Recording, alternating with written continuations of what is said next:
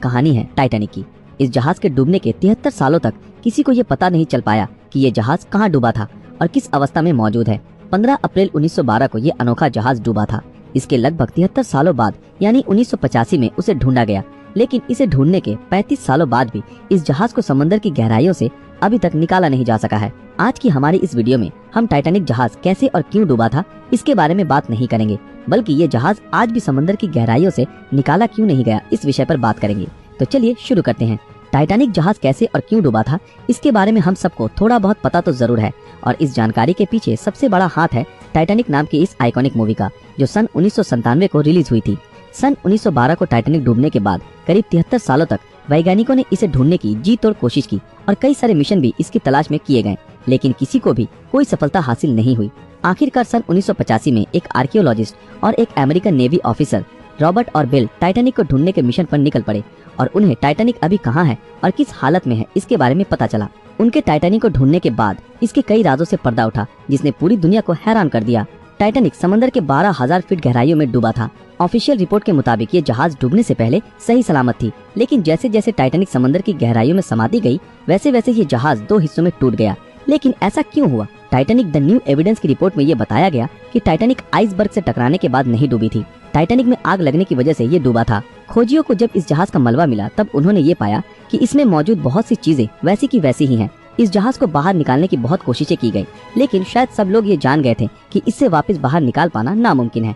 आज की advance technology की मदद से भी टाइटैनिक को निकाला नहीं जा सका है और ये समंदर की गहराई में आज भी मौजूद है। आमतौर पर किसी भी जहाज को समंदर के नीचे से जैसे निकाला जाता है, टाइटैनिक को उस तरीके से निकाल पाना मुमकिन नहीं है, क्योंकि ये 2 हिस्सों में टूटकर डूबा था। लेकिन हाईटेक सबमरीन और पावरफुल मैग्नेटिक सिस्टम की मदद से शायद उसे निकालने की कोशिश की जा सके, पर इन कामों में बहुत सारी मुश्किलों का सामना करना पड़ेगा, जिसमें सबसे पहला है टाइटैनिक का वजन, जो करीब 1.43 लाख टन है, जो बहुत ही ज्यादा है। और इसके बाद आता है पानी का दबाव, जो जहाज के वजन को और भी कई गुना बढ़ा देता है।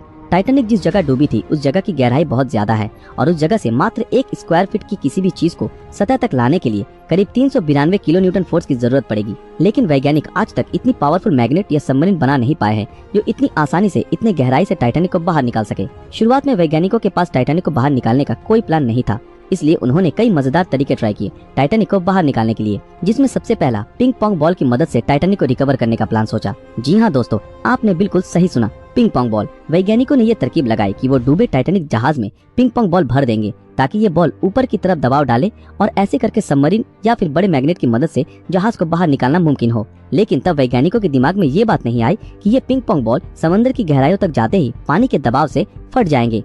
तब वैज्ञानिकों ने बड़े बड़े बलून्स की मदद से इस काम को अंजाम देने की परिकल्पना की। उन्होंने ये सोचा कि अगर हजारों लाखों बलून्स में हीलियम गैस भरकर इन बलून्स को जहाज से बांध दिया जाए तब ये बलून्स ऊपर की तरफ दबाव डालेंगे और ऐसे करके टाइटैनिक को निकाला जा सकेगा। लेकिन तब वैज्ञानिकों ने ये नहीं सोचा कि इतने गहरे पानी में इन बलून्स में हीलियम गैस कैसे भरी जाएगी, और ये भी एक फ्लॉप आइडिया था। आखिरकार वैज्ञानिकों ने ये तरकीब लगाई कि बर्फ की डेंसिटी पानी की तुलना में कम होती है और जिसलिए बर्फ पानी में तैरता है। उन्होंने ये सोचा कि टाइटैनिक जिस जगह पर मौजूद है, अगर किसी भी तरह उस जगह के पानी को बर्फ में तब्दील कर दिया जाए तो ऐसे करने से जहाज पानी के ऊपर तक आ जाएगा।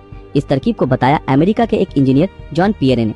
उन्होंने अपनी रिसर्च में ये बताया कि इसमें अधिक मात्रा में लिक्विड नाइट्रोजन की जरूरत पड़ेगी और ये आइडिया बहुत ही कमाल का था। लेकिन ब्रिटिश गैस कंपनी BOC के मुताबिक इस प्रोजेक्ट को अंजाम देने में करीब आधे मिलियन टन लिक्विड नाइट्रोजन की आवश्यकता होगी, और तभी सबके मन में ये सवाल आया कि इतने विशाल मात्रा में लिक्विड नाइट्रोजन को इतनी गहराई तक कैसे ले जाया जाएगा, और अंत में ये प्रोजेक्ट भी कामयाब नहीं हो सका। इसके बाद एक शिप बिल्डिंग कंपनी ने टाइटैनिक को निकालने का एक आइडिया दिया। उनके मुताबिक सबसे पहले टाइटैनिक पे जमे शैवाल को और गंदगी को साफ करना पड़ेगा और इसके लिए एक पावरफुल वैक्यूम क्लीनर जैसी मशीन की जरूरत होगी। इसके बाद एक मजबूत लोहे की मोटी तार से टाइटैनिक को इस बोट से जोड़ देना पड़ेगा और बाकी का काम ये मशीन ही कर देगा, और एक ऐसी सबमरीन का जुगाड़ करना पड़ेगा जिसका टैंक गैस से फुल हो।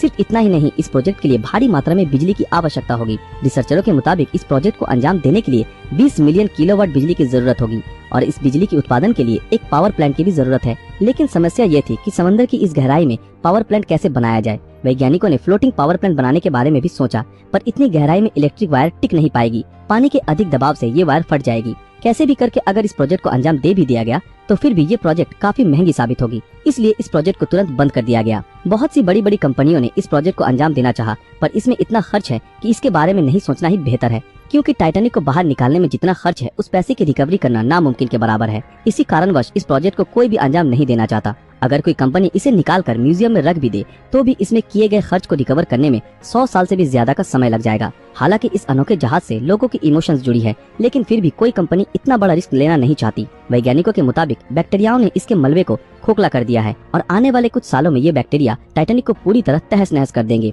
सिर्फ इतना ही नहीं, टाइटैनिक बहुत से सामुद्रिक मछलियों का घर बन चुका है। इसलिए यूनेस्को ने साल 2001 में टाइटैनिक को under water cultural heritage protected site declare कर दिया है। कहा जाता है कि इस जहाज को निकालने में जितना खर्चा होगा उतने पैसे में दूसरी और भी बेहतर जहाज खरीदी जा सकती है और कोई भी कंपनी ऐसी बेवकूफी करना नहीं चाहेगी। वैसे तो इस जहाज को कभी समंदर की गहराइयों से बाहर नहीं निकाला जा सकता और अगर ये जहाज ऐसे समंदर में आने वाले दिनों में भी टिकी रही तो हमारी आने वाली नस्ल भी इसकी रहस्यमयी गाथाओं को जान पाएगी। दोस्तों, आज के लिए बस इतना ही। उम्मीद करते हैं आज की हमारी ये वीडियो आप लोगों को पसंद आई हो। तो फिर मिलते हैं आपके साथ अगले वीडियो में। अगर ये वीडियो आप लोगों को अच्छा लगा तो इस वीडियो को लाइक, कमेंट और ज्यादा से ज्यादा शेयर